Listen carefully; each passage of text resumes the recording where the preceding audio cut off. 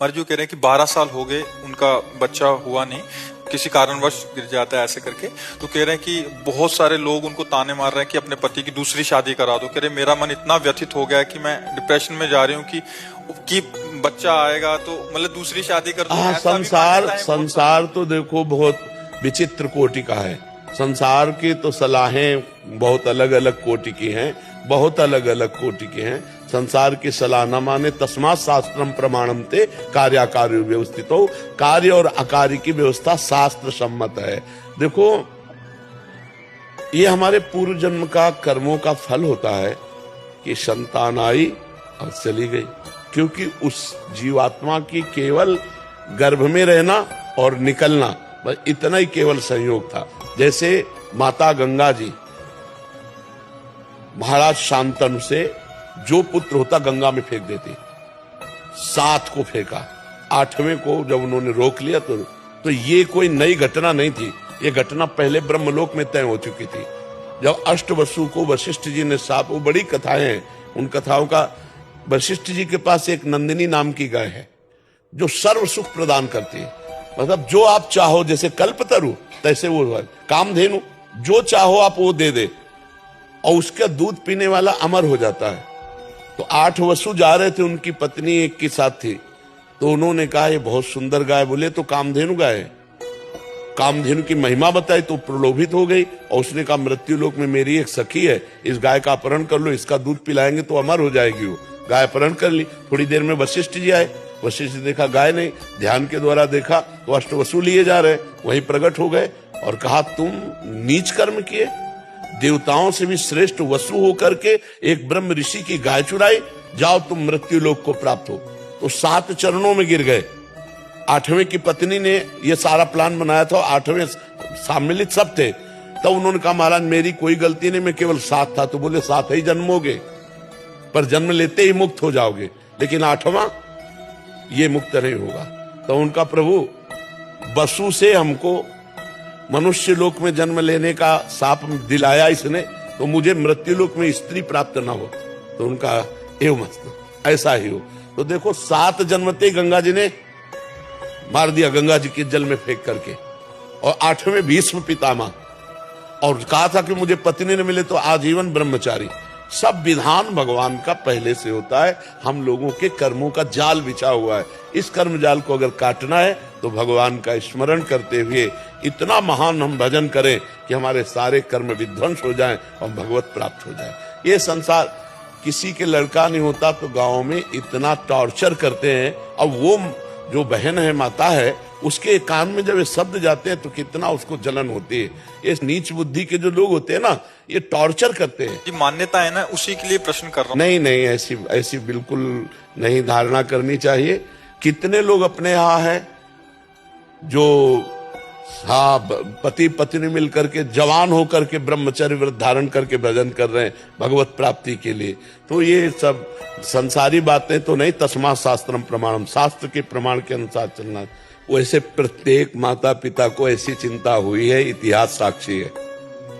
चाहे वो महाराज चक्रवर्ती सम्राट दशरथ जी हो या नंद बाबा यशोदा जी हो, बड़े बड़े महापुरुषों को भी, क्योंकि गृहस्थ धर्म का फल है संतान। अगर वो चाहे लड़की हो चाहे लड़का हो, दोनों को समान भाव से देखना चाहिए। पुत्र में प्रधान भाव नहीं रखना चाहिए, क्योंकि इससे भेद बुद्धि पैदा होती है और ये धर्म विरुद्ध है। तो आज समाज में जैसे भाव बढ़ रहे हैं, पर यदि प्रारब्ध में संतान नहीं है तो निराश होने की जरूरत नहीं है।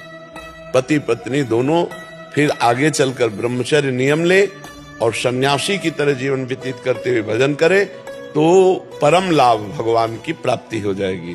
भगवान को अपना पुत्र मान ले, गोपाल जी को अपना पुत्र मान ले, पर गृहस्थी में प्रायः ये आकांक्षा रहती है। श्रीमद् भागवत का प्रारंभ ही इसी से होता है। आत्मदेव नाम के एक ब्राह्मण थे, बहुत समृद्धशाली थे। उनकी पत्नी का नाम था धुंधुली, लेकिन उनके कोई संतान नहीं थी।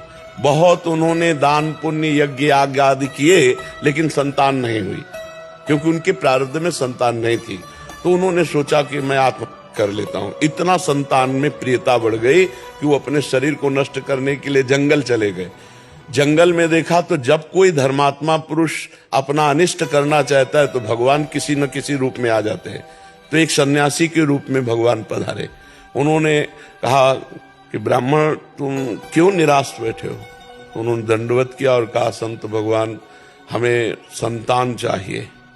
बहुत समझाया कि संतान से सुख नहीं है, संतान एक स्वाभाविक अगर प्रारब्धवशात होती है तो अच्छा, लेकिन मैं तुम्हारे भाग्य में देख रहा हूं 7 जन्म तक संतान का योग नहीं है, इसलिए तुम हठ मत करो। उनका संतान या तो या नहीं तो मृत्यु हम ठान कर आए।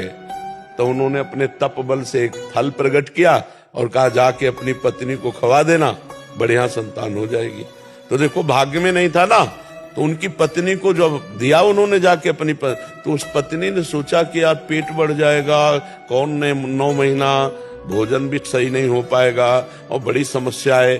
तो उनकी बहन आई हुई थी, तो बहन से कहा कि पति ने दिया है कि फल खा लो तो संतान हो जाए। तो उनका गर्भ हमारे है, अभी इसी महीने में गर्भ हुआ है, तो तुम ये फल गाय को खवा दो और जो संतान होगी वो मैं तुम्हें दूंगी। तुम गर्भ का नाटक करो और तुम हमारे पति को कुछ धन दे देना, तो हम ये कह देंगे हमारी संतान मर गई, और ऐसा हो गया। फल गाय को खवा दिया। देखो प्रारब्ध, संतान नहीं होनी ना तो नहीं होनी। अब 9 महीने के बाद वो गर्भ का नाटक करती रही 9 महीने तक, और जब उसके संतान हुई तो रातों रात मंगा लिया और बस आत्मदेव के संतान हुई, बड़ा आनंद मंगल।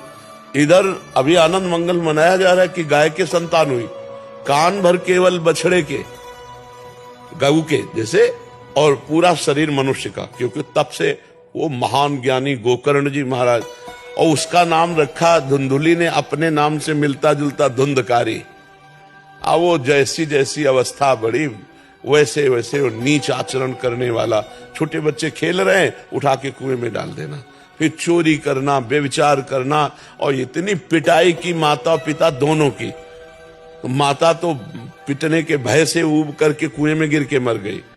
गोकर्ण के हाथ जोड़ा उनके पिताजी ने, कहा बेटा मेरी तो दुर्गति हुई जा रही पुत्र मोह में, इससे तो ये ना होता तो अच्छा था, तो बेटा अब क्या करें? तब उन्होंने कहा कि अब इस समय संसार के राग का त्याग करके एकांत में जाकर भगवान का चिंतन करो।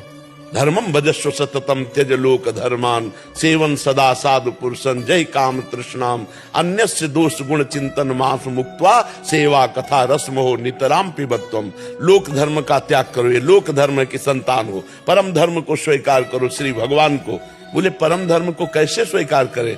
तो बोले सेवन सदा साधु पुरुषन, संत पुरुषों का संग करो, और काम और तृष्णा का त्याग करके ही सत्संग सफल होता है। और जाकर के किसी की निंदा स्तुति मत करना, भगवान का चिंतन करो, भगवान का। तो वो उधर चल, ये पापी पाप करते हुए वैश्याओं के द्वारा मारा गया और भूत योनि को प्राप्त हुआ। तब गोकर्ण जी ने श्रीमद् भागवत सुना करके उसका उद्धार कराया। तो जरूरी नहीं है कि संतान अगर हमारे पास नहीं तो हम व्यथित बने रहे, नहीं, हमारा मुख्य लक्ष्य भगवत प्राप्ति।